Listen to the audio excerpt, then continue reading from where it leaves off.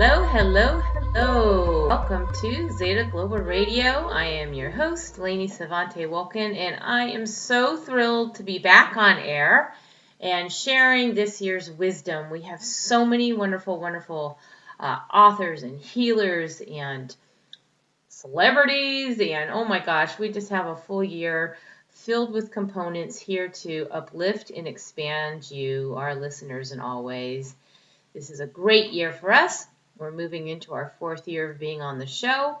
That'll come in March, and lots of information to unfold for all of us, because I am stating that this is our year of magnificence. And so we are going to start it off straight away with a really magnificent guest. I'm so thrilled to have here Patti Wilson. She is an incredible human being. I've got to know. I've got to actually be trained through her Theta healing course, and she's just a powerhouse. Patti Wilson's business is the spiritual coach. She is an intuitive counselor, psychic medium, and of course, as I mentioned, a Theta healing practitioner. Patti worked as a psychotherapist for over 25 years and has taught at both college and university levels. She combines her more traditional experience with her powerful spiritual gifts to offer a unique and rapid healing and change process. Specializations include emotional imbalance, such as stress, anxiety, depression, anger, and grief, as well as health, career, relationship, and financial issues. She has clients all over the world, so we are excited to have her here. And she does primarily phone sessions, and you are getting to learn all about her work today as we take on the 3-mind theory of consciousness, which is Patti Wilson's own design, and she's going to explain today what that is all about, because we need to move forward in a way that we can connect and integrate and bring forward all the essences of who we are in order to manifest what we truly want to be. So, without further ado, welcome to the show, Patti, and here we go. Thank you. Yeah. Hi. How are you? Wonderful. You are our first guest of this robust, magnificent year, and I couldn't be more thrilled. So I can go on and on about you, but I'd rather have you go on and on about you and let our listeners know, besides your bio, really just who you are. I know you mentioned in the bio that you were a psychotherapist, but really maybe give them an essence of how you got into psychotherapy and how you kind of evolved into more this spiritual and traditional routes, and then we will get into the 3-mind theory of consciousness. Sure. I was teaching predominantly, and I still think of myself as a teacher. I'm always interested in helping people learn and evolve and make the changes they want to make, and I think teaching is a powerful component of that. And through my teaching, I was actually teaching at the college level and teaching counseling at the university level. And I realized that I really wanted to delve more into being able to help people make those changes directly rather than through learning per se. And I went back to school, did a master's in counseling psychology, and became a psychotherapist. And through those years of doing psychotherapy and listening to people, empathizing, getting really in touch with their hearts, I developed as an empath. And that was really my first psychic gift or spiritual gift. From there, they just kept coming, and I realized I needed to move beyond the sort of traditional psychotherapy. And I started a business that I call the Spiritual Coach, where I work with my guides and help people. And my guides direct me very much in terms of letting me know what's going on and what needs to be done and what we need to focus on. So it's a wonderful sort of shared process between spirit, myself, and the client in terms of making the changes they want to make in their lives. I see personal growth and spiritual growth as essentially being the same thing.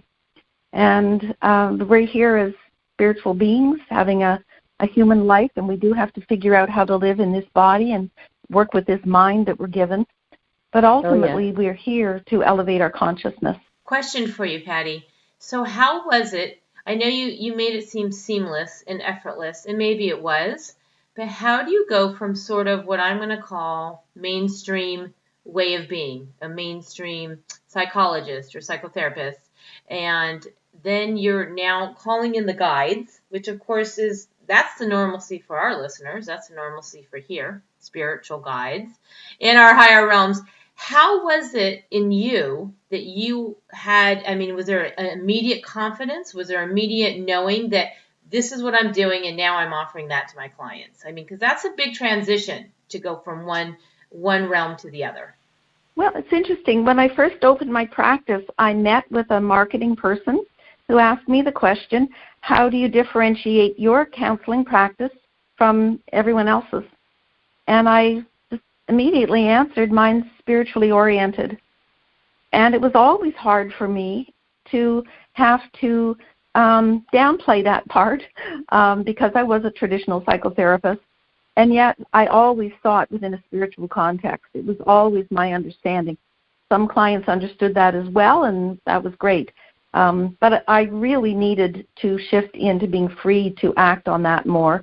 And my spiritual development was continuing throughout my process of working with clients, as I said. And when Spirit spoke to me, it was my main gift is claircognizance, which is knowing without knowing how you know.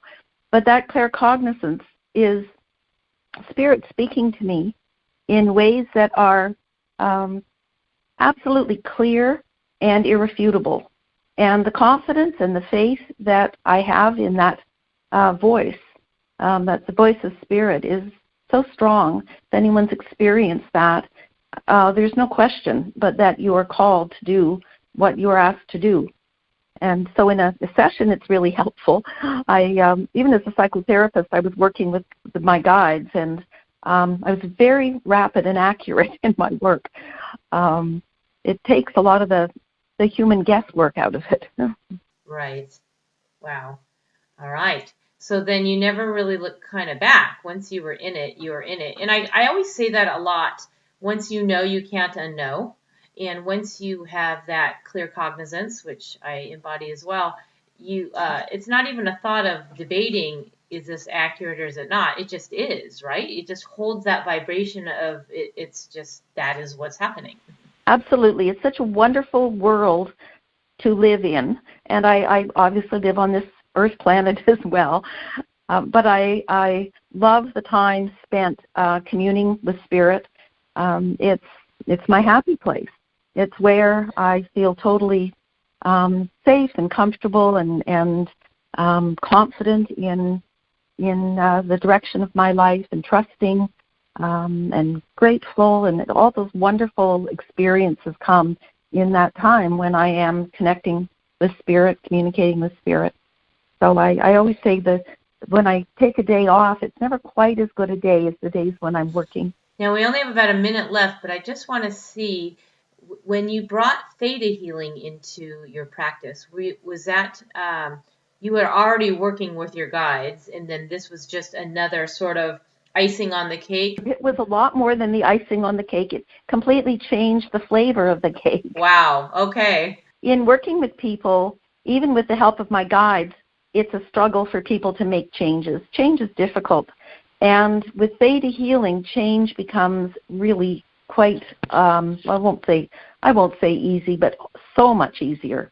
And sometimes just effortless, actually, very easy. Theta healing enables people to make that shift through an energy healing, that is Theta healing. And that when that energy shift occurs, it changes people's thinking, it changes their emotional state, and it ultimately changes their behavior. So it was quite miraculous to me when I discovered Theta healing and found out how rapidly I could help people change. Beautiful. All right, well, we are going to take a break, and when we come back, we are going to be discussing with Patti Wilson the three-mind theory of consciousness. You're listening to Zeta Global Radio. We will be back in a moment.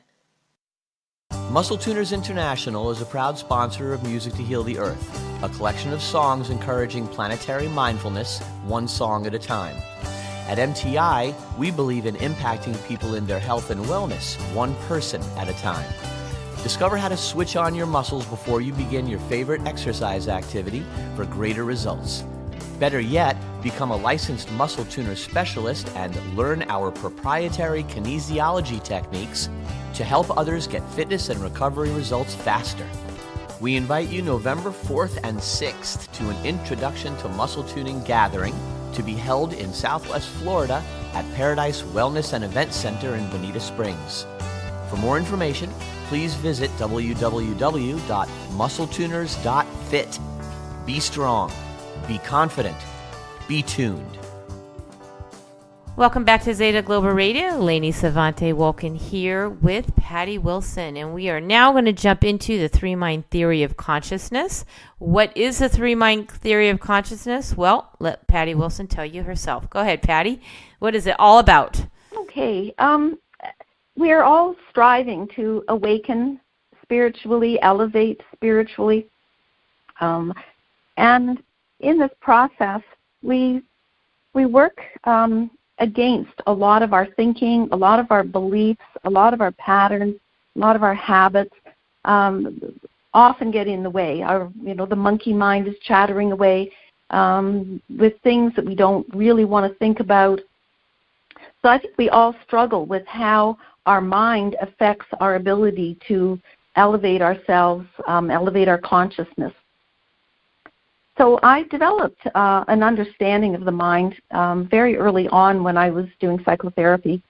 And as I said, I always had a spiritual context for my work.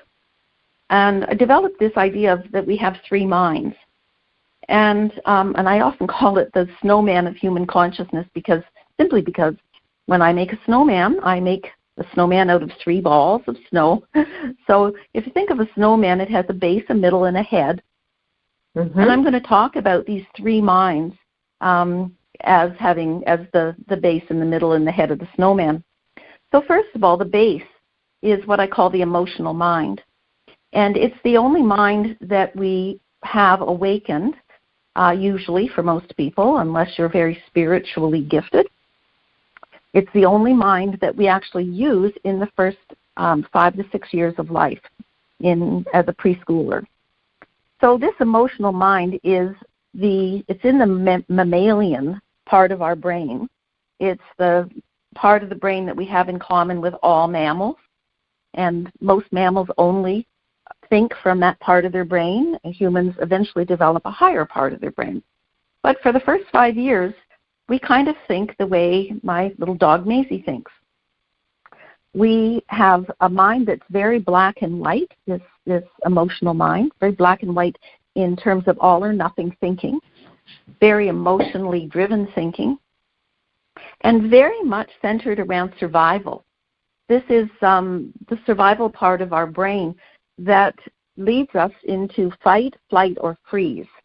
So when we're threatened, and it doesn't have to be a physical threat, it can be an emotional threat, when this threat occurs, the mammalian brain either freezes, goes to fight, or takes off and is in flight.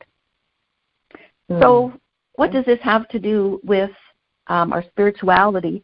Well, during these years, we all have to develop core beliefs or thinking that helps us to survive, because this is our survival mind.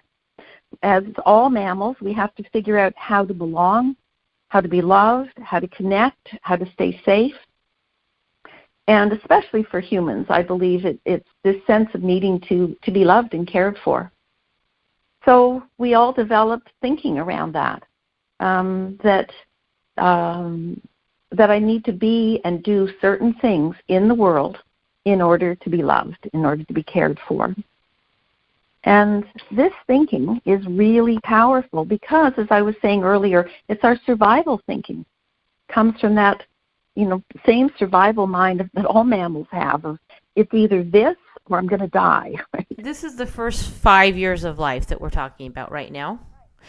In my understanding is that in the first 5, and other people have said 7, that this is where the veil is open, they say, or that's when we are the most spiritually connected to spirit, to God, to the higher power, to Jesus, to whomever is that unforeseen force of power that guides us. So I wonder How is that? Is that, first off, is that a theory or a belief that you have, or not a belief, but have you embraced that? How do I embrace that? Well, I think sadly in our culture that is not encouraged, and I hope that as we evolve en masse as a culture and as a world, that will become the norm.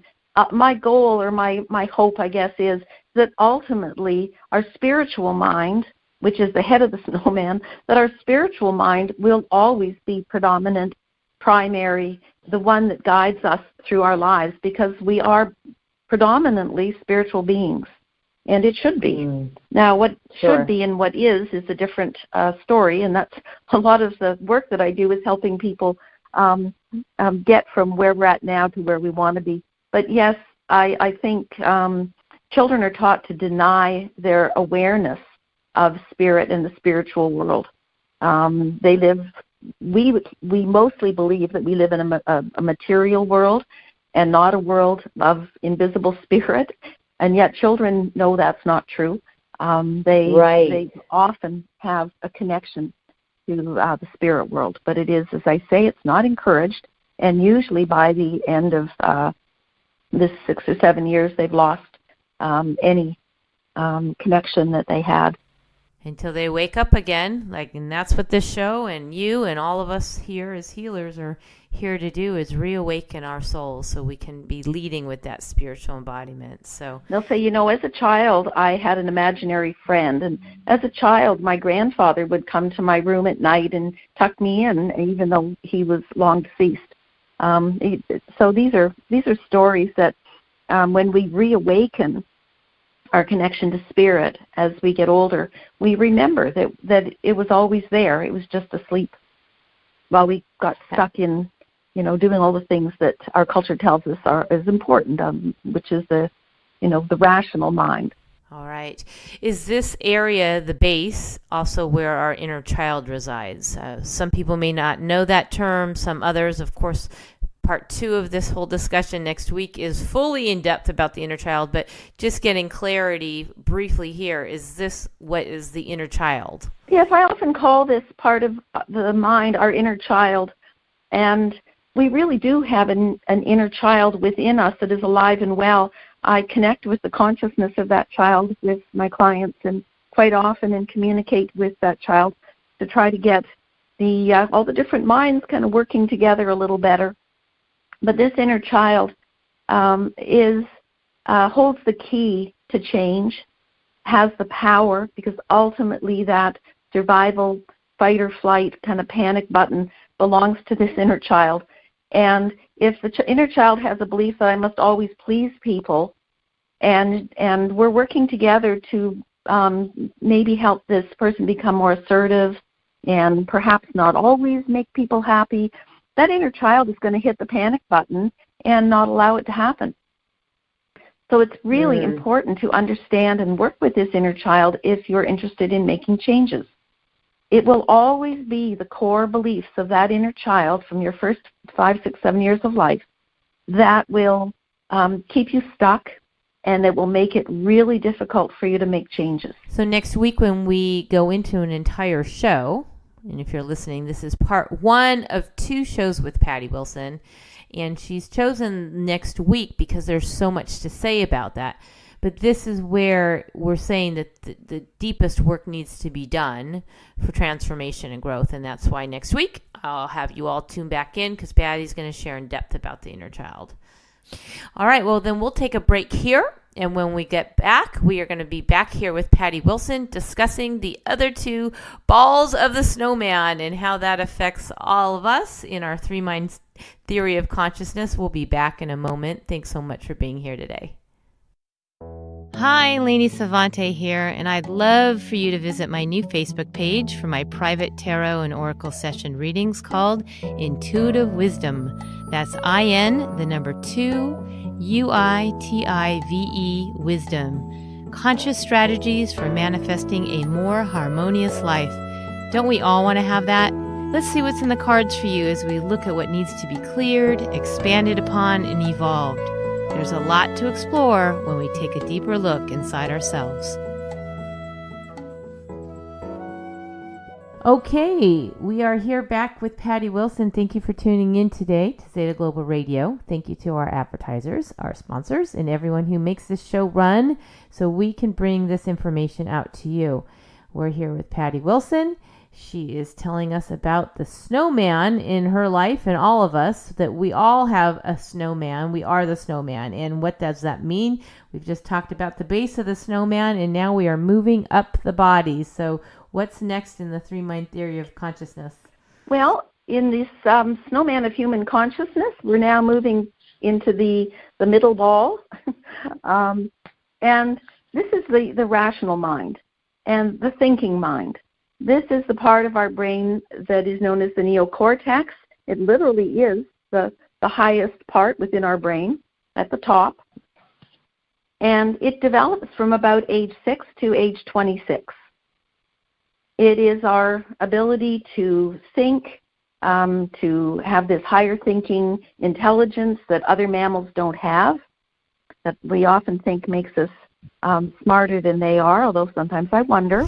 It's our ability to be analytical, to be rational, to be logical, to manage detail, organization, language. Interestingly, one of the elements of this rational mind is it gives us a sense of ourselves apart from others. So it defines our boundaries and makes us separate, which is not always a good thing. That's true. And another sort of downside of this rational mind is that it works really hard to make sense of our life, to kind of organize our life, and to come into a sort of communion with the emotional mind. So it attempts often to try to help the emotional mind promote its beliefs. So if I have a belief that I always have to be the most important person in the room, for example, and I'm in a situation where I'm not doing too well, and people aren't noticing me, and my ego's getting a little bruised, my rational mind will come up with a story to help make me feel better. So it might rationalize that, well, I'm just having a bad day today because I just got over the flu. Or it might minimize it by saying, well, tomorrow I'll be the most important person. Today doesn't matter. This isn't important. These are actually what Freud called our defense mechanisms. And they're quite interesting, very prevalent. We all have them. And really what we're doing is we're protecting our core beliefs. And these core beliefs, as I was saying earlier, they're there to try to help us survive, but they're not really always all that helpful. They really keep us stuck. They're way too limiting. They're way too black and white. And then having our higher mind protect these really gets us stuck. We end up with these barriers that don't enable us to strive and move forward in our lives. We talk about the gateways to enlightenment. And boy, are these gateways locked shut when our rational mind is working for our emotional mind. I often say it serves our emotional mind. Well, it's interesting because as you were talking, I saw a wall. Not that the wall hasn't been in conversation lately on the planet, but what I saw really was sort of like hard and shut, like a wall that really anchors it in as solid truth, whether it's true or not, if they're false beliefs or not. But it feels like this is the area that's kind of like the soldier. Again, I mentioned earlier that the emotional mind is always running your life. It is in charge. It has the final say. And it has to, because we have to survive. We are first and foremost mammals. We may be sophisticated mammals, but we're mammals. And when, a little squirrel learns, don't try swimming, head for the forest or whatever, it knows that's what it has to do to survive, just as we do. So if I'm a pleaser, I have to please people in order to survive. If I'm the center of attention, then I have to be the center of attention in order to survive. If I'm a controller, I have to be in control in order to survive. So these patterns, they aren't just preferences. They're pretty rock solid. So it's not surprising that as our mind develops and we develop this thinking mind, that I call the rational mind, that as it develops, of course, it's going to serve this powerful, powerful emotional mind of ours.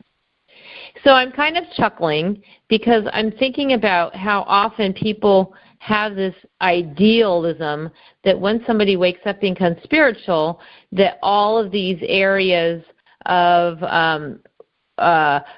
kind of the examples that you use, which were be the center of attention, feeling their self-worth in one way or the other, egoic, that those suddenly dissolve when you become spiritual. And I say, well, no, it's the same person, and unless they do the work, the spiritual people just know there's work to be done versus people who are not awake. So wouldn't you agree that just because somebody becomes spiritual, these areas still affect them regardless of who they are, unless they've gone in and kind of dissolved, transmuted, and sort of worked on some of these core beliefs that may not be, the best for their, moving forward in life? Yes, absolutely. I see this quite often. I call it a flight to spirituality, just sort of an escape. And understandably, we try to do this. People try to do this because wouldn't it be lovely if we could just be spiritual beings and hit the delete button on all of our issues? But it really doesn't happen that way. And, speaking of the defense mechanisms of this rational mind, that's denial. And what people often do is deny that now that I am spiritual and have this spiritual understanding and have this connection to Creator or my guides or angels, whatever, I don't have to deal anymore with how unhappy I am, or that I'm lonely, or that I don't feel loved, or that I'm upset that I didn't get the job, or whatever. That's denial. And it really, what we try to deny or bury or sweep under the rug just gets really lumpy and bigger and gets worse. So ultimately it comes back to bite us, and we have to deal with it anyway. I believe that we are here as spirits having a human experience, and thus we are meant to experience all these aspects of our mind.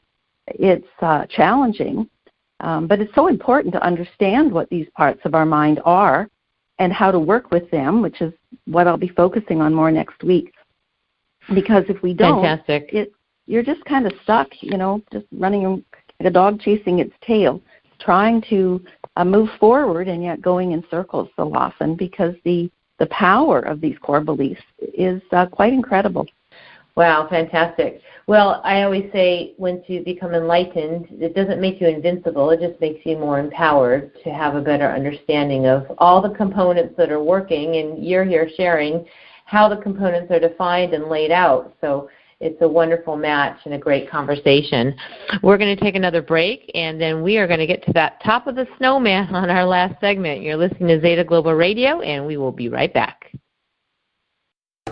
In the depth of a spiritual ceremony, the heartbeat of the drum and shaking of the rattle bring you closer to a heightened state of awareness within.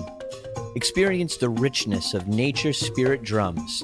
They are expertly and lovingly handcrafted with an infusion of sacred animal spirit and healing energies. Hand-stitched rawhide rattles used in sound healing, energy clearings, and journey work are filled with the powerful vibration of crystals such as amethyst, citrine, jade, and garnet. Purchase yours today by visiting naturespiritdrums.com. Zeta Global Radio listeners enjoy a special 10% discount when entering ZETA at checkout.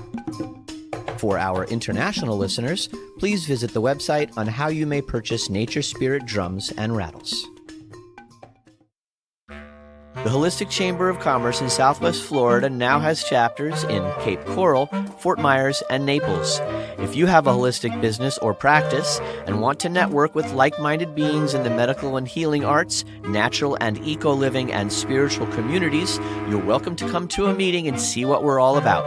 For more information, please visit www.holisticchamberofcommerce.com and select your nearest city. We look forward to seeing you soon. Okay, the top of the snowman. Here we are in Florida, and it feels cold to me today, but of course you're Canadian as well. Patti, so this is not cold for you. But I think, is it because you're Canadian you got to talking about this theory as a snowman because it's cold and snowy up there, or what? Well, I don't know. Maybe I'm just trying to hold on to my roots. Right? Well, I love snowmen. They always bring me joy just thinking about it. So now we're at the head of the snowman. Tell us what this is all about. Well, this is what I call the spiritual mind. And this is probably the most mysterious and difficult to define and describe. Science has not got a handle on it yet. So, but to me, the spiritual mind is what we might refer to as our soul, our spirit, our higher self. And I believe that it largely is in the right hemisphere of the brain. We all know that we have a left and a right hemisphere, and that the left hemisphere is more the logical, kind of rational mind that we were speaking about. And there's been some interesting studies of the right hemisphere of the brain, especially as a result of stroke victims and seeing what happens when the left parts are not functioning well. And it describes to me that spiritual state that I'm in when I'm connected to Creator, when I'm connected with Spirit, and I'm in this sort of somewhat blissed out state of mind where I feel that I'm one with all that is and in love with all that is and loved by all that is. And this is the power of the spiritual mind. And if we're looking at how we are striving, and I see it as most conscious people see this as a goal or what they're striving for, that we are trying to elevate our consciousness. We're trying to raise our consciousness, raise our vibrational level. And this is the job of the spiritual mind. It kind of falls into this area largely. We deal with the other two, but we're trying to have a more active spiritual mind, a more open spiritual mind. And psychic development, spiritual development, enlightenment, all of these things sort of occur in this part of our mind's experience. I mean, I of course, I live in the spiritual mind, but I love how it's all connecting and how it's all essential. You know, it's like you can't have one without the other. As saying last night, you can't be just in the spiritual head. You have to be mindful of the physical and the mental and the emotional. So it's all wrapped up into one balanced ball. Yeah, and it's quite a challenge, isn't it? Yes, it is. And I think many of us, I talked about this sort of flight into spirituality that quite often spiritually minded people take, where you just want to deny the rest. And it's quite understandable, because it's a lovely, lovely, I can speak for myself anyway, it's such a lovely part of my existence. It brings me such joy and happiness and fulfillment and meaning to my life. And why would you not want to spend more time there, right? But it is, Exactly. it is this lovely part of our brain where we feel connected to all. We have this sense of being complete and perfect and lovable and loved, and it is perhaps that little piece of heaven that is here on earth that we have within us. And I believe we all have that light, that pure light within us, and it's a matter of accessing it, opening it, and developing it. So is this area, this is truly, is the head now the soul? Is that truly the essence where the soul resides? The spiritual mind, ultimately, I believe, should be running our life. Like if we had a CEO, chief executive officer in this little brain of ours, or which part would you want to be running your life? Your emotional mind, your rational mind, or your spiritual mind? Only one of them gets to be the CEO. Certainly, I would say I want my spiritual mind to be in charge. That's Sure. ultimately who I am. And yet, what happens is that, by and large, for many of us, our emotional mind is in charge, because we're mammals. So we're spirits living in a mammal suit. And there's a bit of a battle between these two parts of our mind. And in the middle, we have this rational mind. That's the middle of the snowman. And the rational mind needs to be serving our spiritual mind. It needs to be trained and disciplined and get into the habit and pattern of working with the spiritual mind and serving it, so that our spiritual mind, our spiritual experiences can be brought into our day-to-day life more. And I see that ultimately as the role of the rational mind. And yet, what happens so often is that it gets dragged down into defense mechanism mode and serving, in fact, our lower mind, our animal emotional mind. So the rational mind is serving both the emotional mind and the spiritual mind, correct? It has those options, yes. I dare say for many people it just serves the emotional mind. But as you awaken and become more enlightened, you become more aware of yourself as a spiritual being. And this rational mind is an amazing piece of equipment that we have.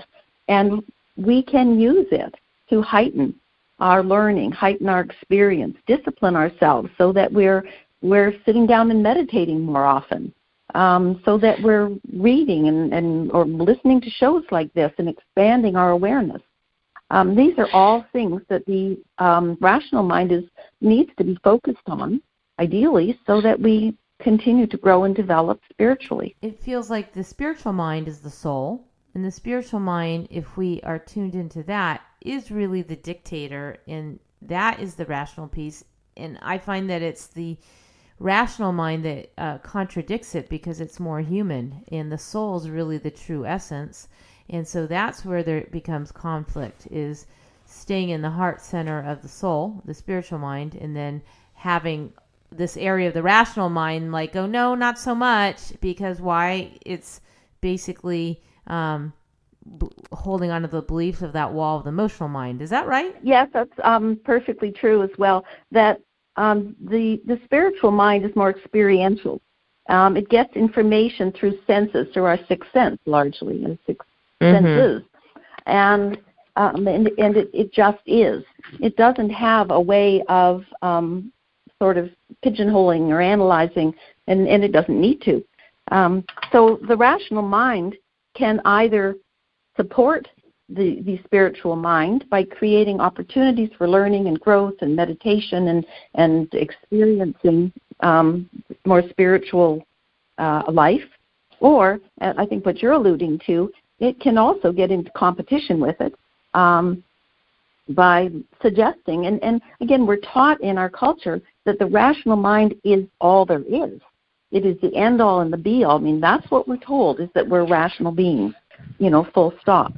So we are raised in a school system where the rational mind is what is addressed, and any emotional stuff is bad, and it's just, you put a stop to it. And of course, very little reference to anything spiritual.